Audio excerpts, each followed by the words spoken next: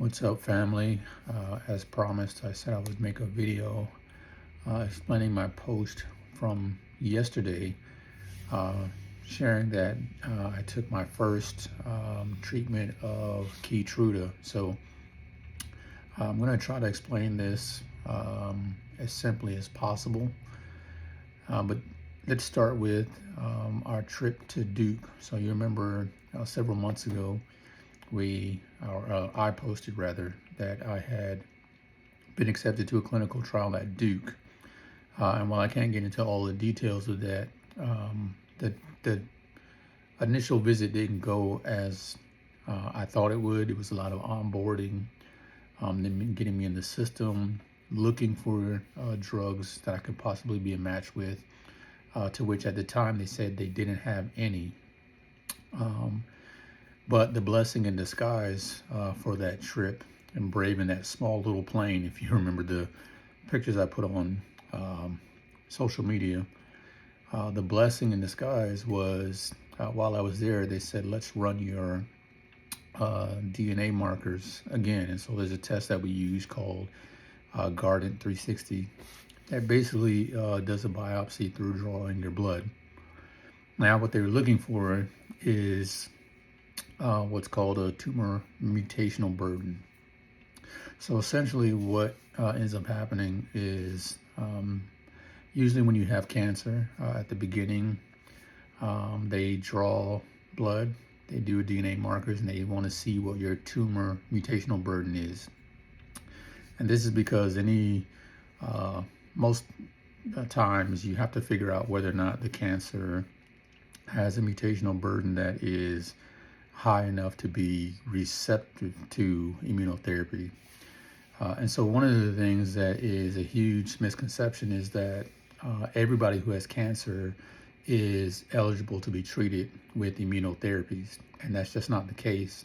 I talked to a doctor who said, just because we see the commercials and we know the success of drugs like Keytruda, we assume that everybody who has cancer can actually take those drugs. Well, your tumor mutational burden actually dictates whether or not your cancer will respond to immunotherapy. And that's because what the test actually determines is how many mutations are actually going on in your cancer cells, and whether or not it's enough mutations and enough of the proteins that are often found in the cancer that block the immune system from being able to recognize it as a foreign invader or a virus or some kind of sickness. So tumor mutational burdens that come back with a number of 10 or less typically do not respond to immunotherapy because it means that the immune system will still have trouble finding and recognizing those cancer cells as something that needs to be attacked by the immune system.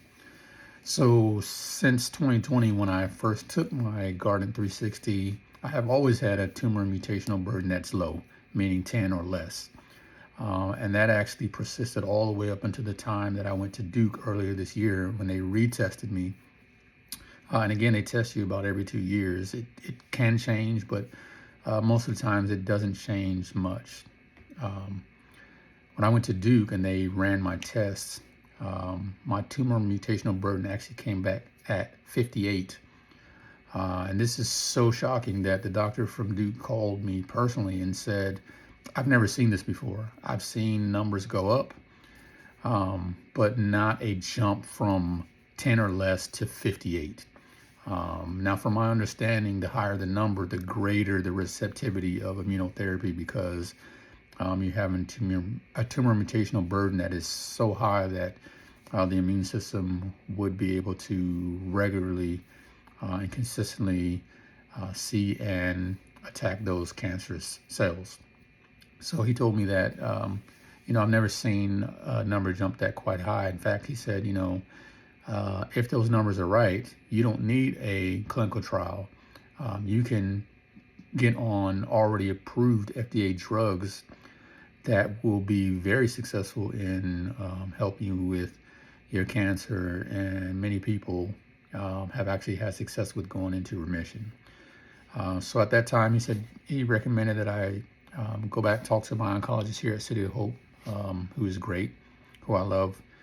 And we had that conversation. And the plan was to stay on what I was on at the time, to get me more stable, because I have had problems with the previous treatment, causing lots of anemia. So I was on it and off of it, on it and off of it, and that caused a lot of problems. And she really just wanted to get me stable because she wanted to make sure that I was getting some kind of treatment in me. So fast forward, I started to have more problems with my kidneys and my bladder. I'll share more about that later. More problems with my hemoglobin being low, and so that's why I'm constantly tired, because I had lots of blood levels that were low, and the treatment that I was on was actually contributing to an already existing problem. So we had actually run out of ideas, to be honest with you. So we redid the test just to confirm that those numbers were true. Well, it didn't come back quite as high, but it still came back well over 10. Remember, 10 or less will not respond to immunotherapy. I think the second time I took the test for my genetic mutation, it came back at 38 or 40, somewhere around there. Still significantly higher than it had been in years. And so over the course of my nearly 6 years of battling this with 1 year of remission, my cancer mutational burden had never been over 10, which indicated that it wouldn't respond to immunotherapy, so there was no point in trying to give it to me. But as my oncologist here said, who is a believer and who we pray together after every one of my appointments, in my last hospitalization, she came in to see me, and she said, "This is a gift, and we're gonna take advantage of it." And so, of course, she had to do her thing of getting approvals with insurance, but she assured me that we're gonna get this done. And when you get out of the hospital, we're gonna start you on immunotherapy.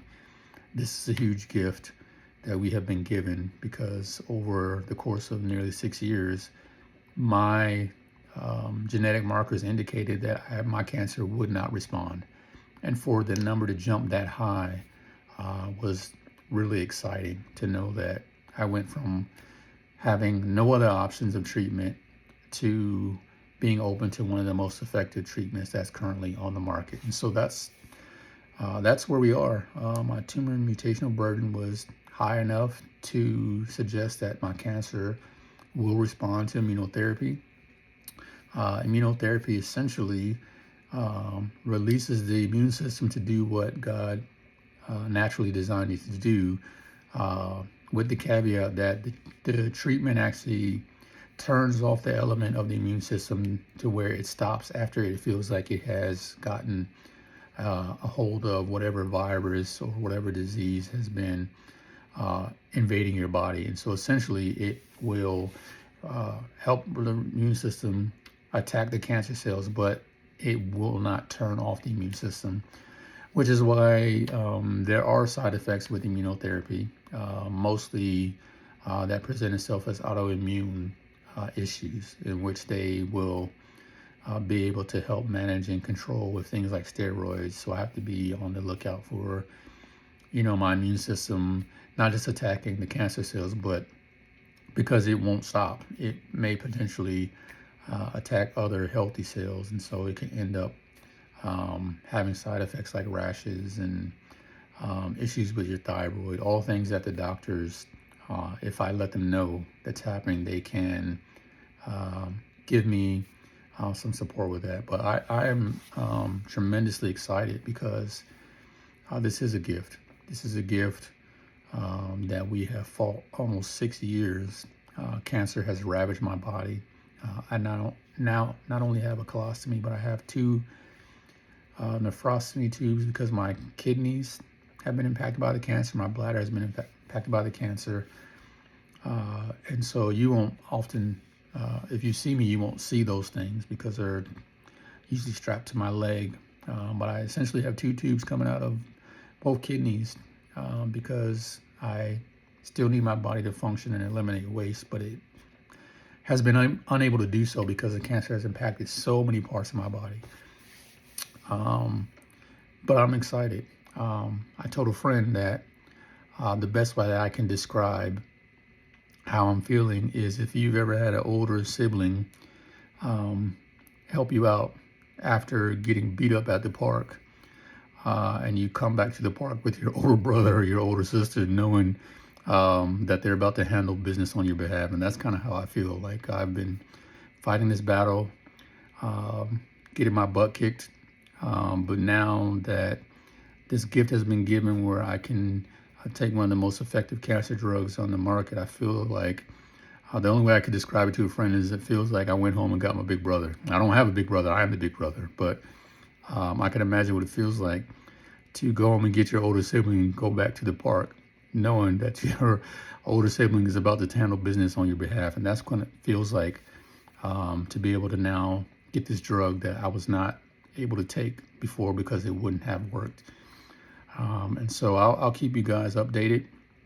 I've been kind of playing it slow. Most of you know that I used to travel a lot speaking at conferences and schools, and I've slowed that down, kind of taking a approach that the NBA players use called load management. So I'll be actually traveling next week for the first time in a long time to do the closing message at the Disability and the Church Conference in DC. So I'm praying that you pray along with me that that's a successful trip and that I'm able to make the trip. But I feel good. My hemoglobin levels are back up because I'm no longer struggling with that previous treatment. I feel good and I feel encouraged and I feel hopeful because I went home and got my big brother called Keytruda, and we're going to wreck shop on this cancer. So thank you all for your prayers. Don't stop. Keep praying. I feel like there's so much more life that I have left and so many more things that God wants me to do, primarily to be here for my wife and our boys. There's nothing I cherish more than being able to be with them and to raise my kids. So I'm thankful for this gift. Keep praying, man, because I've been standing on the prayers. We've been standing on your prayers for years, literally since 2020. And I believe it's made a significant impact.